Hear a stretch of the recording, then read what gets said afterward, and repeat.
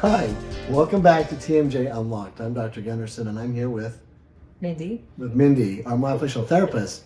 And it's great that you can join us today where we explore all things that have to do with myofunctional therapy, tongue ties, facial development, craniofacial pain, and jaw joint disorders. So we have a lot of things we get to discuss and we're excited for today's topic, which is mouth breathing and how it involves the development of our children's heads and how it affects our breathing.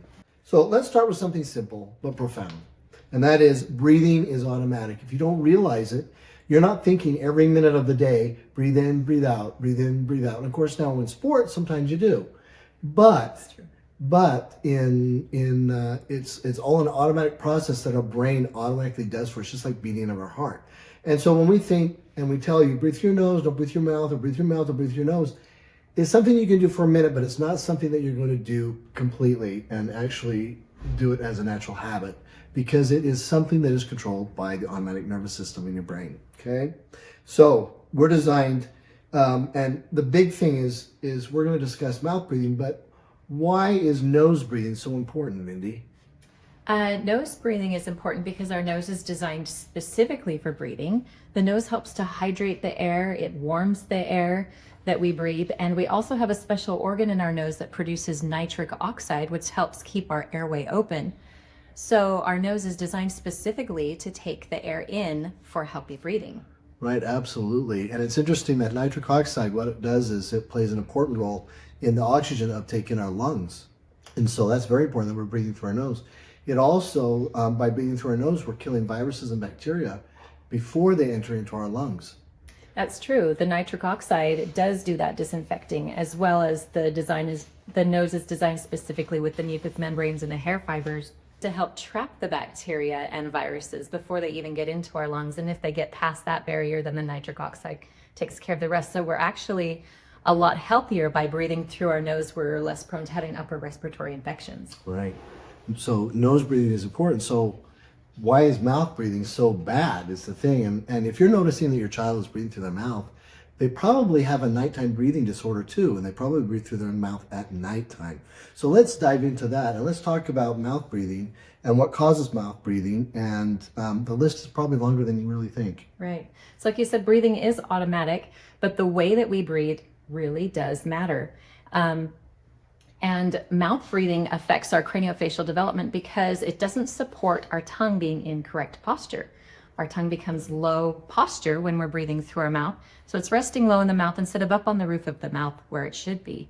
When it's up on the roof of the mouth, then the bones, as they develop, have that force to grow against, creating that nice wide palate, which helps to protect our airway and allows us to continue breathing through our nose.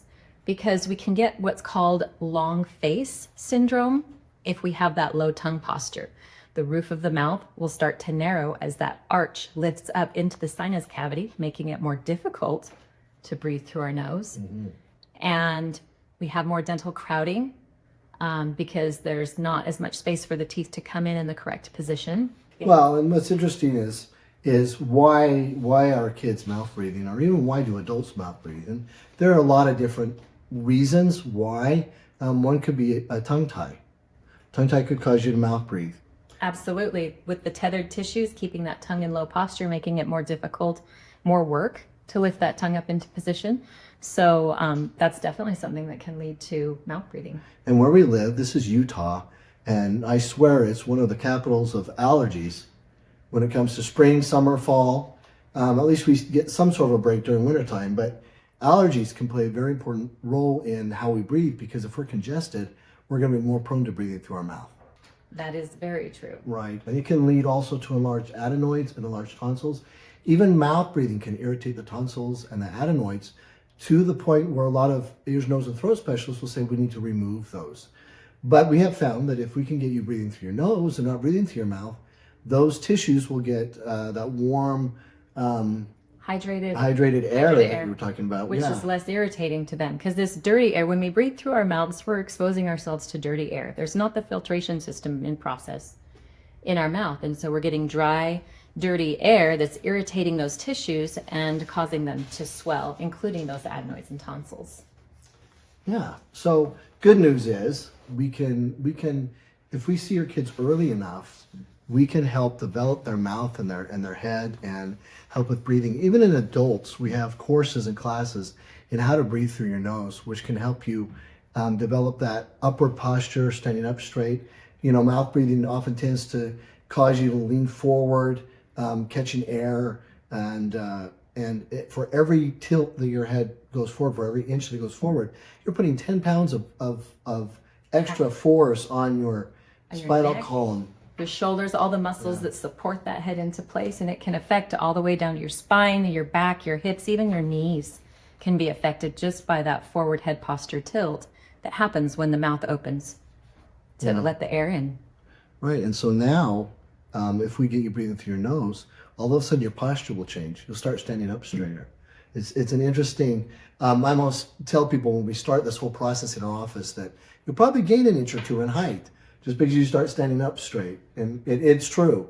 They do feel a little bit taller just because they're breathing through their noses.